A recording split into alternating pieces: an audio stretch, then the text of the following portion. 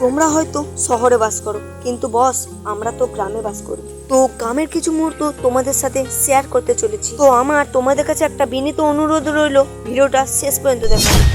একজনে ছবি আঁকে এক মনে